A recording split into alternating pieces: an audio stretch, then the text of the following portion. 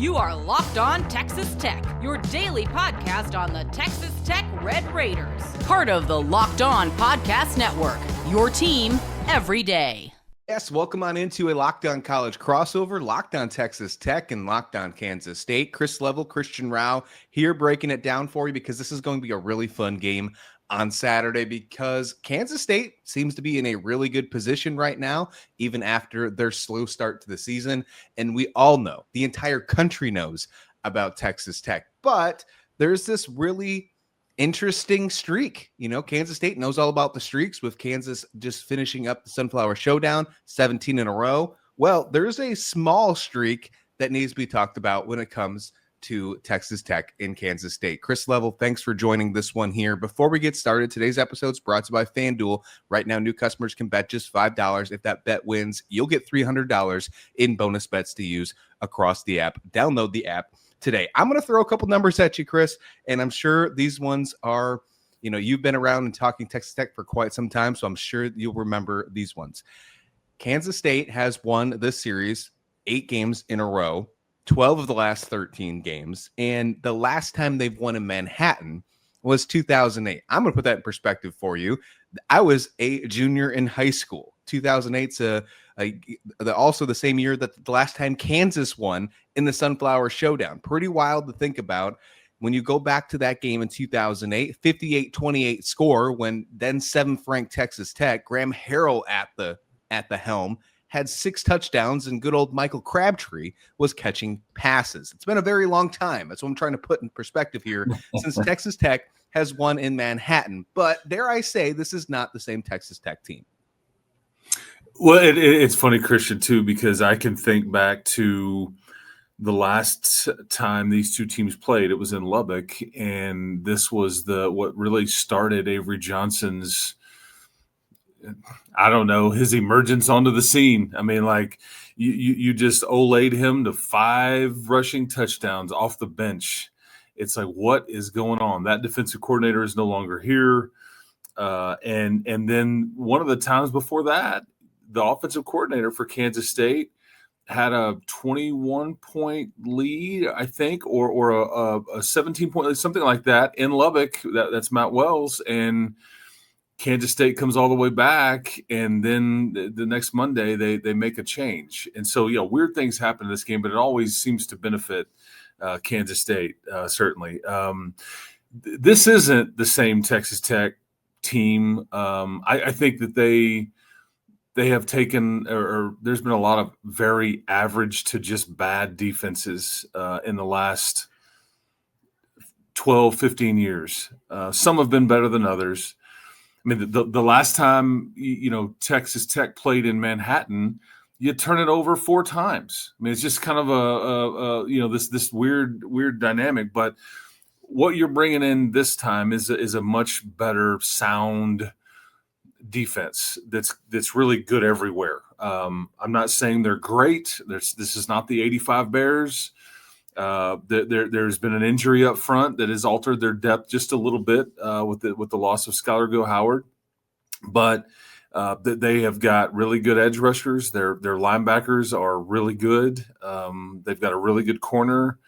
And again, they're not perfect. They got beat on a few chunk plays in a game-winning drive at Arizona State, but this is the best defense I've seen around here in a long, long time. I'll just say that. And that's a low bar. However, they are ranking nationally in a lot of statistical categories. They create takeaways, not at the rate that Kansas State does. We'll get to that in a minute. But it is. And Christian, they haven't – this was my question. Like, would Joey talk about it with his team, like the past? I didn't think that he would. I actually talked to Baron Morton yesterday, and he played in the last game between these two teams. He didn't finish. He left at halftime, and then you bring in 18-year-old true freshman Jake Strong, and then it just kind of got away from you, and the Avery Johnson thing started happening. But there's not many players that have played against Kansas State, I guess is my point. And so they don't care. They don't know, and that's probably a good thing. That's true. It probably is a good thing, especially when you're trying to kind of put the past behind you with this brand new team that they've tried to build and acquire. Something, an offseason narrative, of course, for my fans here, bringing into the Texas Tech conversation. A lot of people like to still bring up the fact that, man, Texas Tech has spent all this money. What they're doing is changing the landscape of college football. Is that narrative getting old yet? Has that been an old narrative, or is it finally one that you have to just kind of embrace? Well, it's funny because I think do those same people think that Avery Johnson's playing for free? I mean, Avery Johnson, I think, is paid more than any one player on Texas Tech's roster. I mean, it's just like this is what everybody's doing. I think Texas Tech answered the phone when those stories were being asked about and were written, and they were transparent about it. I wasn't necessarily as comfortable with it at the time as some people were, just because I think it creates like what you're talking about. But I think it was an open book. Yeah, here's what's happening. Here's what we're doing. But we all know that everybody is involved in this stuff, and this is just the way it goes. And I think if you're not doing it, you're not putting your best foot forward. So that's what I've appreciated is they're trying. It may not work this year. It really may not. I don't know. But the thing is I think what I've tried to tell the fans, here in Lubbock is, this isn't just a one-time play the lottery and okay, well, I guess this is it. No, you just keep swinging. Because this stuff is hard. It's hard to win games. It is hard to make it to Arlington. It's hard to make it to the CFP. You need to be lucky. You need to be really good. You need to have depth because it's a game of attrition. And so I think that narrative was heavily in play in the summer and much to start the season, because it gets brought up on TV all the time and all that. But now it's, and if they make it, it'll be rubber stamped like, okay, it worked. If they don't make it, they'll be pointed at, laughed at, made fun of. The memes will be out there like, look at, that's just the way this is going to go. And there was no middle ground here. Yeah, that makes a lot of sense to me, 100%. Yeah. Chris Kleiman, head coach of Kansas State, called Jacob Rodriguez, your linebacker over at Texas Tech, one of the best linebackers, not in the Big 12, he said in the country. And then, of course, you bring in big transfers like David Bailey on the defensive line as well. He said this is going to be the toughest task for his offensive line this Saturday. What makes your defense so dang dangerous? Well, you mentioned a couple of those things. I mean, the edge players have been a lot better than I guess I would have thought. I knew they were supposed to be, but you read a lot of stuff and you're like, okay, I mean, it's exceeded every expectation I would have had. Jacob Rodriguez is, around here, there's a few names that get brought up. You and I, before we started taping, you mentioned Michael Crabtree to me, but like the name Zach Thomas, who's an NFL Hall of Famer, gets brought up around here, and he's in the Ring of Honor in the stadium. And about a month ago, I get asked, like, man, is he better than Zach Thomas? To which I initially just wanted to laugh. Like, that's like, don't. And yet, Christian, I'm not so sure that he's not as good, if not better, at this point in their careers. And that is about as heavy of praise as I could give the young man. He has been consistent. He's everything you want. His lovely bride lives about 20 minutes from Kansas State's campus. She's a Black Hawk helicopter pilot that is stationed right there at the Army base, I guess, like right outside of Manhattan, Kansas. So this will be a home game for her. Her name's Emma. And so they're just I've like joked with Jacob. I'm like, man, Emma's like the Taylor Swift of college football. That's very tongue in cheek, but it's just funny because she's been shown on TV a bunch. But he's special. He will play in the NFL. To say that he's Zach Thomas, who's an NFL Hall of Famer and all that, I don't know, but that just shows you how good he's been. Interceptions, punching the ball out, tackle machine, just really, and just a smart, under the radar, no drama player. You've got your own guy though. Tell me about Kansas State's linebackers, and one in particular, because I think there's one that sticks out more than others. Yeah, and you'd think right now that I would throw you one name, but I'm actually going to throw you a different one, because Austin Romaine has been the name to really think about all season long, but he's dealing with a hand injury, and he's been struggling a little bit, still on the field, still playing because how important he is. But there's been some missed tackle issues happening. But Desmond Purnell has really stepped up on the scene. And over the last couple games, and we talk about this, and we're going to get to it in just a minute more about the defense and how much they're doing great in the takeover department. Desmond Purnell really stepped up in that TCU game, got 2 interceptions. One of them went for a pick 6. And then last week in the Sunflower Showdown against Kansas was all over the place. I mean, had led the team in tackles, almost had another interception. He's been absolutely elite. This linebacking core has been very fun to watch. It has been really fun to watch the resurgence of this Kansas State team. And that's exactly where I want to shift to, this Kansas State team. Man, I didn't know that about Rodriguez's girlfriend. That's awesome, by the way. Like, we need even more things to tie Texas Tech and Kansas State together, and we got one right there. Look, coming up next, we're going to talk about the resurgence of Kansas State, because that is exactly what is happening, and maybe, just maybe, they are getting right at the exact right time. We'll do that next on this Locked On College crossover between Locked On Texas Tech and Locked On Kansas State. But first, the NBA is back, and there's no better place to get in on the action than with FanDuel, the official sports betting partner of the NBA. Even if you missed the start of a game or want to ride the hot hand, FanDuel has live bets on everything from who will score next to fourth quarter comebacks. Plus, you can even combine your live bets into same-game parlays for a shot at bigger payouts. It just keeps getting and keeps making every game excited, especially when the team's making that late push. And right now, FanDuel is giving new customers $300 in bonus bets when that first $5 bet wins. So head to FanDuel.com to sign up and play your game with FanDuel, the official sports betting partner of the NBA. This is going to be a really fun game. I can't stress this enough. And maybe you might be thinking at the beginning of the season, after Kansas State lost to, I don't know, Army, you would have thought this game wouldn't have been exciting at all, especially the narrative behind Texas Tech, how great they look. They are truly a college football contender.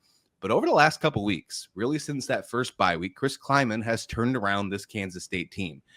There has been the kind of narrative where Chris Kleiman said he's gone back to fall camp. They didn't even scout and prepare for UCF. He mentioned that on Monday. They just focused on getting back to basics, and that helped them win their first Big 12 game of the season against Scott Frost's new UCF team.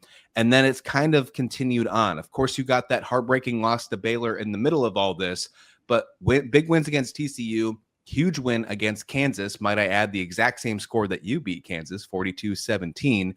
And then we are getting ready to play this one in Manhattan. This resurgence right now, can't stress it enough that it's been a lot about the defense, and of course about Avery Johnson not only playing hero ball, but finding a way to not commit turnovers. The defense is leading the country in takeaways.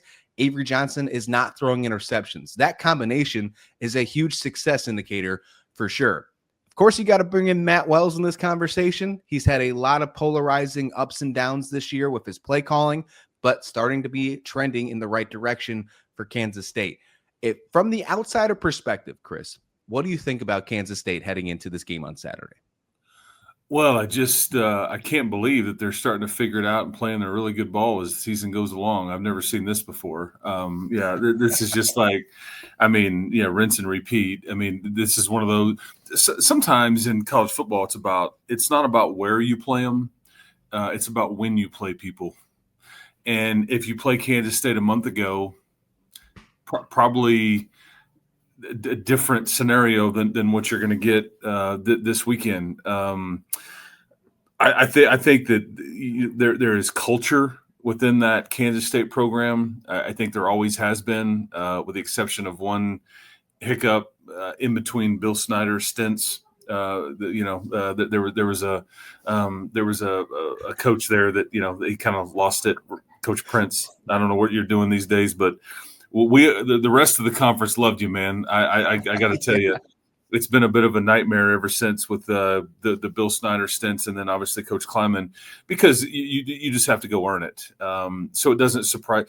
And Christian, you tell me, but like I know that there was a lot of talk about Texas Tech, but I think that Kansas State was picked by a lot of folks to win this thing. Vegas. There was a lot of media outlets that had Kansas State as and I had no problem with it. I had them in a very. I felt like Arizona State was deserved to be picked to win this. They had a lot back. It was their league. I was most worried about the Arizona State game for Texas Tech. sounds like deservedly so on my end, unfortunately for the Red Raiders. But the Iowa States, the Kansas States, because you just hadn't really done anything yet to like deserve it. And the paper portal class, I just don't know. So, but maybe now they're realizing expectations and that they're starting to figure it out at the right time. And I think that you touched on it. It's amazing how much easier football is when you have a bunch of extra possessions in a game compared to the other guy. It's like playing a basketball game and be like, okay, these 6 times down, you don't get to shoot. These 6 times down, we're going to get to shoot. Well, odds are you're going to make a few of the shots, and if they don't get to score on some of their possessions, I mean, it's math, right? So it has been fascinating to watch the takeaway numbers, and then when you're not turning it over yourself, I mean, it equals victories, and 3 of their last 4 double-digit wins, TCU, UCF, and obviously Kansas. So it seems pretty simple for Texas Tech. You want to have a chance, you want to go in there and win, don't turn it over, period.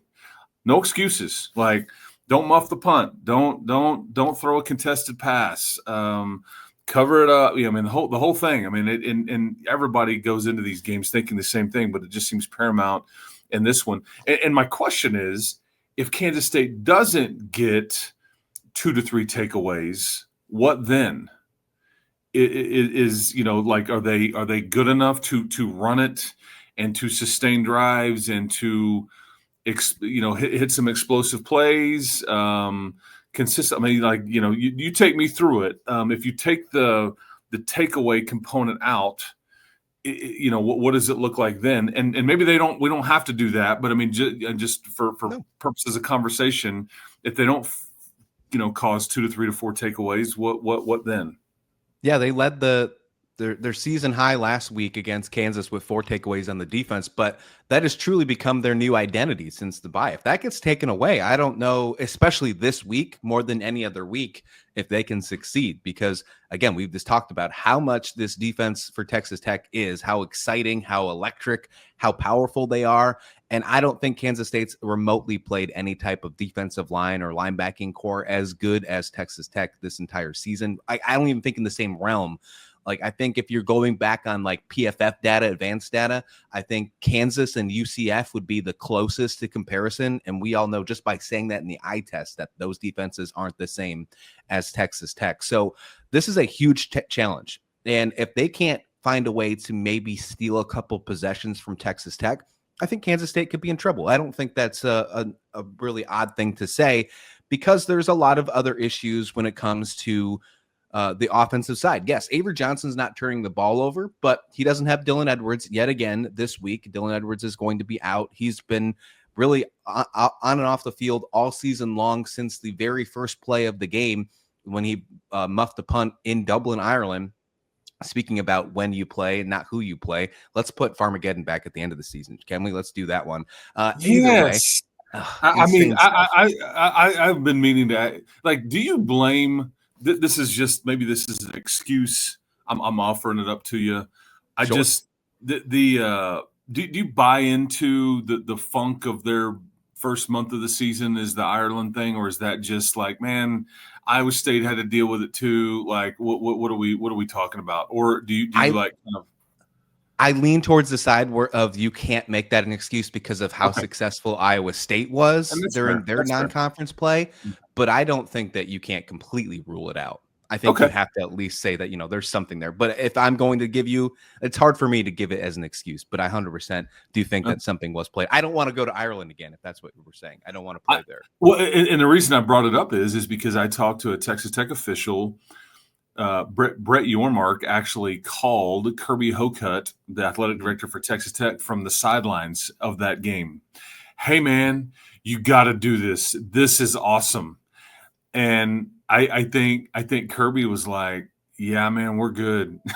Like, that's not for us. We don't really want to be a part of that. We don't want to take away a home game. And again, I guess if it's somebody else's home game and you were having to travel anyway, maybe you would entertain it. But I just don't think that – I think that Brett Yormark is hoping that other people will run to these opportunities, and I don't think that Texas Tech is in that line. So anyway, I just wanted to ask about it because I just think that it took Kansas State a while to figure out, and then it's an easy kind of dot to connect on this weird trip, this weird game, this whatever, and I don't know. But you're right. Iowa State had the same thing, and it didn't seem to affect them in the win-loss column or near as much. So.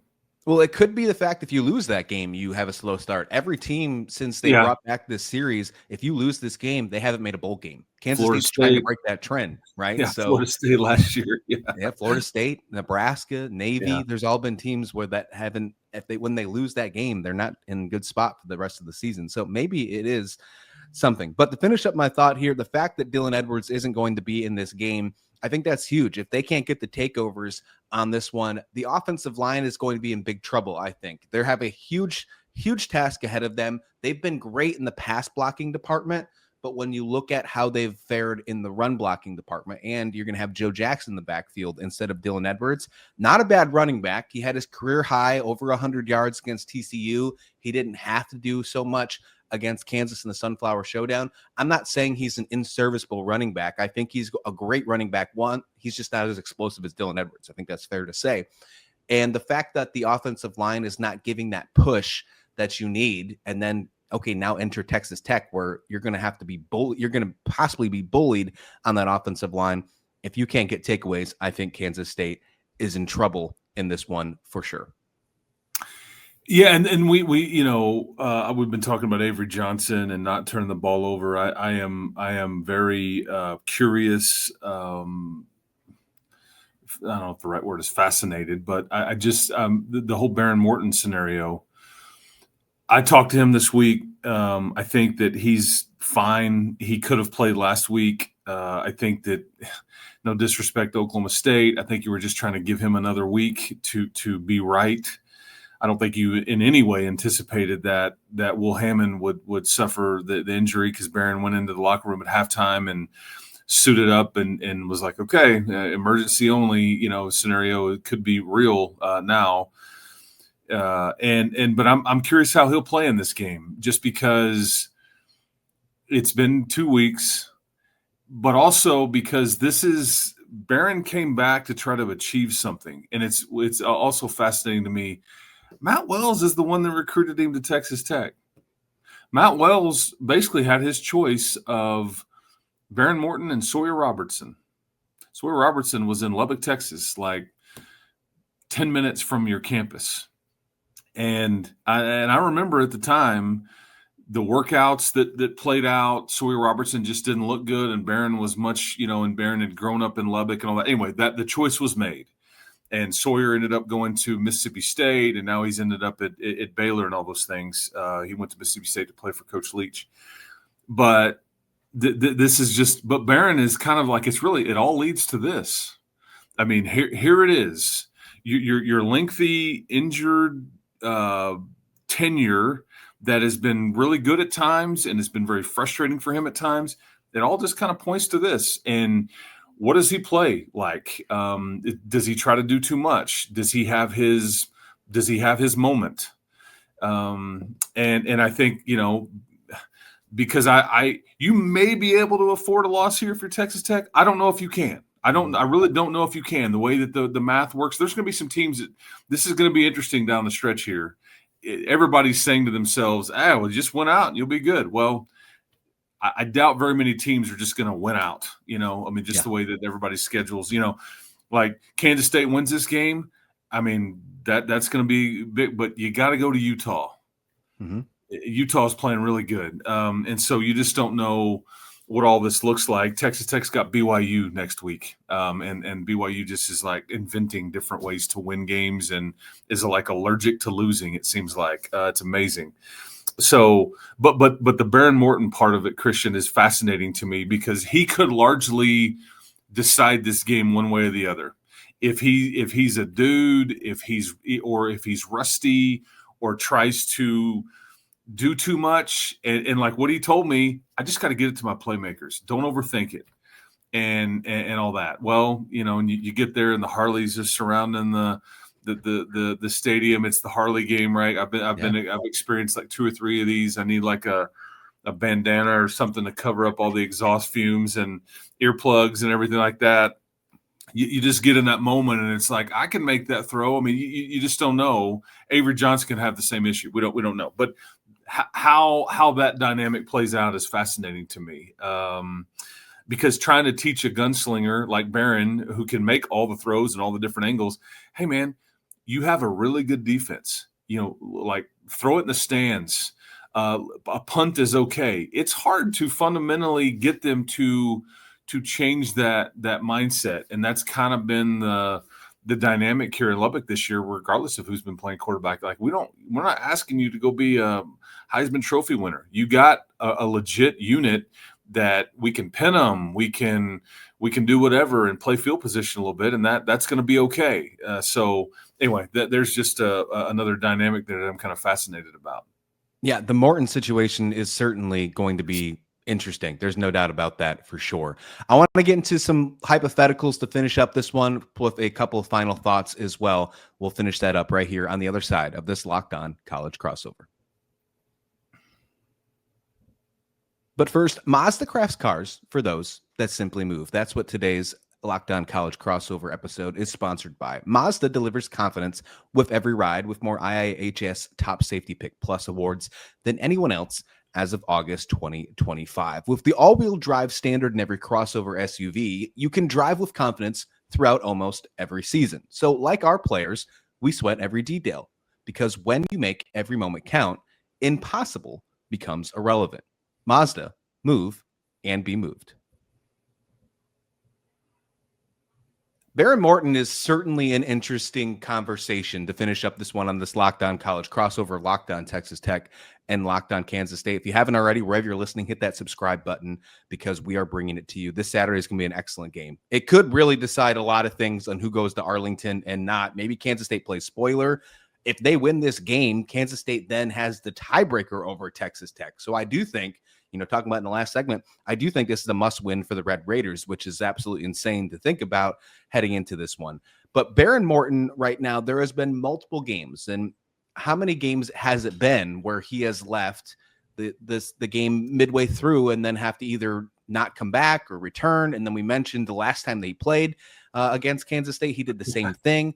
You don't have Will Hammond in this to be a safety net, if you will, this time around. If he's not ready to go, if his knee's not ready to go, he still has to kind of play, right? There's no other choice in this one to continue the season going. Dare I say, is he a kryptonite potentially for Texas Tech on Saturday? Well, he's so Barron left in the first game. That's when he originally got hurt. Cam Dickey, the running back, was late on a blitz pickup, and Barron just got smoked. That's really what all of this involves. He gets to Salt Lake City, and you muddled through some of that in the non-conference after that initial.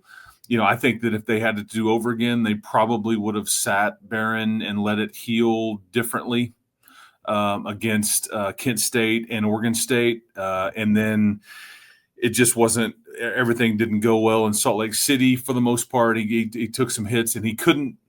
It's a calf issue on his lower leg, and he can't slide, so he's awkwardly sliding in Salt Lake City, and he kind of takes some unnecessary hits, and then against obviously Kansas, that's when there was just this kind of normal hit, but it just re-aggravated it. So this is why they put him on ice for the last couple of weeks and just tried to let it heal. And it's all the same injury, I guess, is my point. And so, as we were talking about earlier, I just, we'll see what it looks like, because is he rusty?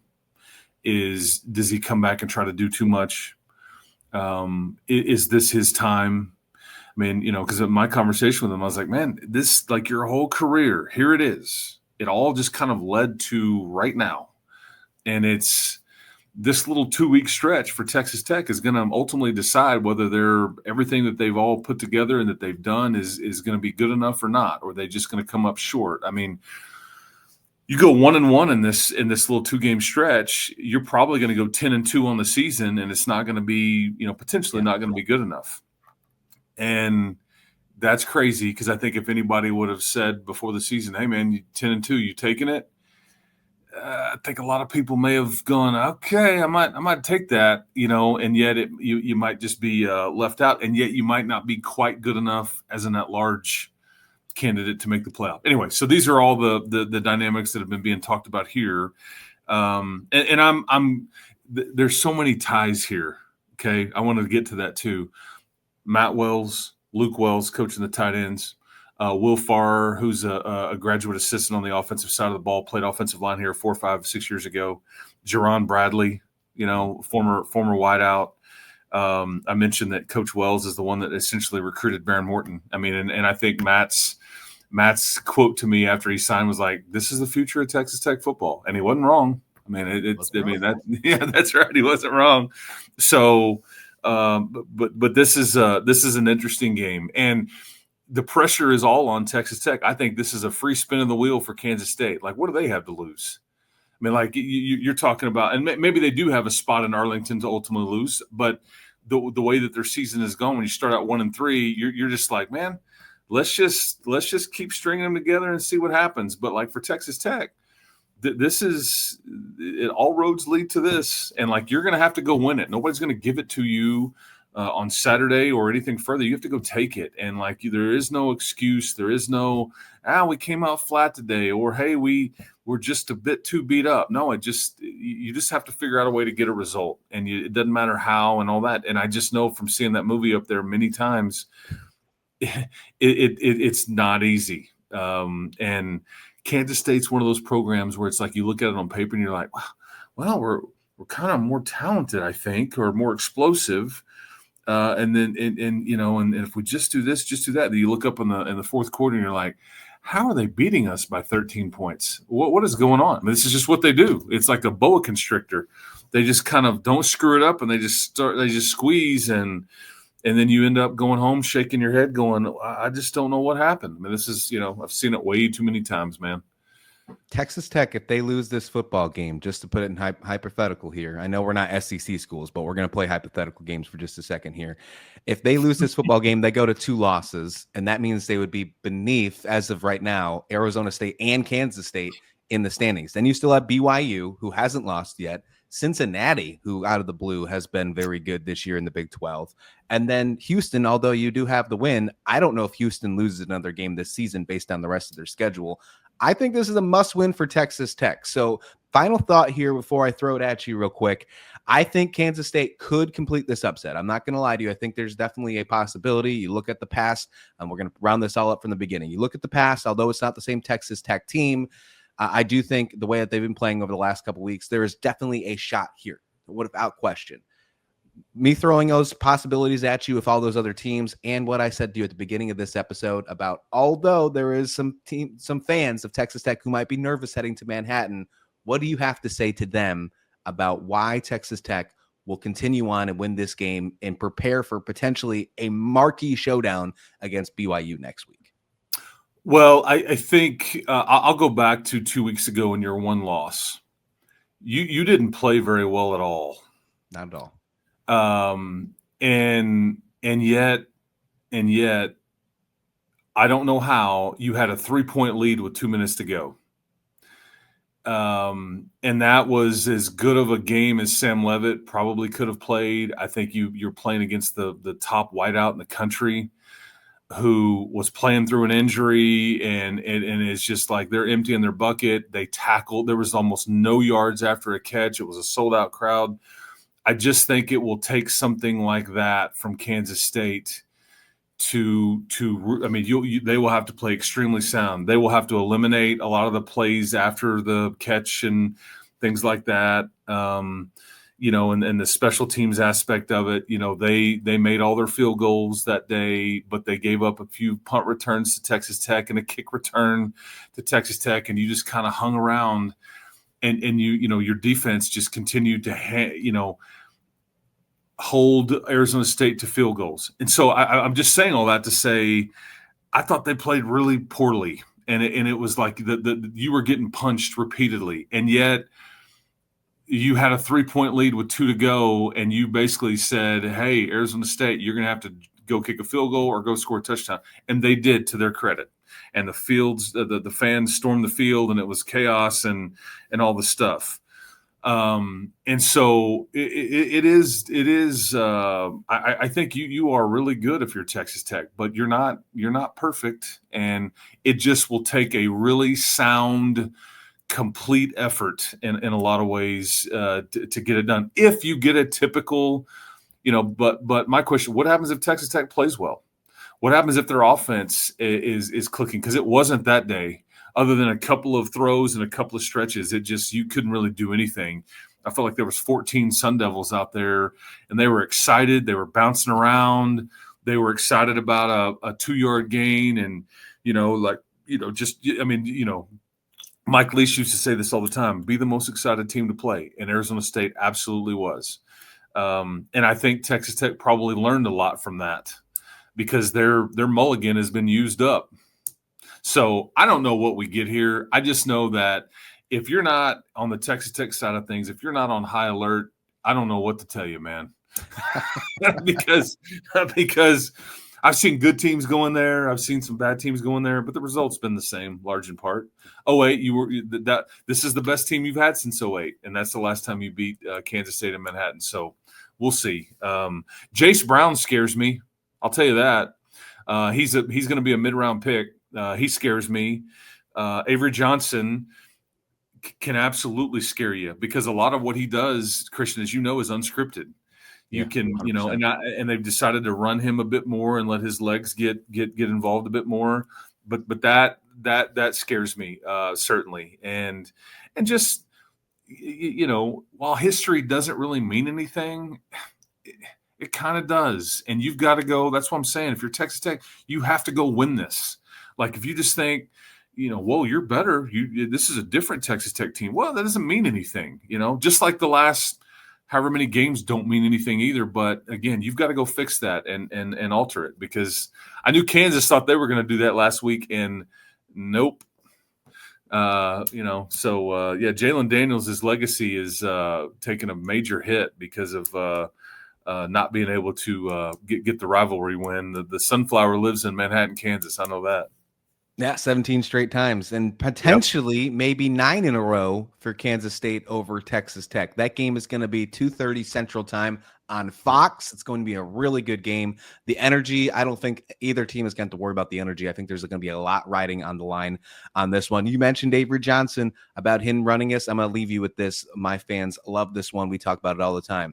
If Avery Johnson gets 10 or more carries in a game since he's been the starting quarterback, Kansas State is 8-3 in a football game. If he runs at least 13 carries, they've never lost. He's 3-0. Chris Level of Locked On Texas Tech, Christian Rao of Locked On Kansas State. Thanks for joining. Please like the video. Please subscribe. We'll see you back here next time, right here on this Locked On College Crossover.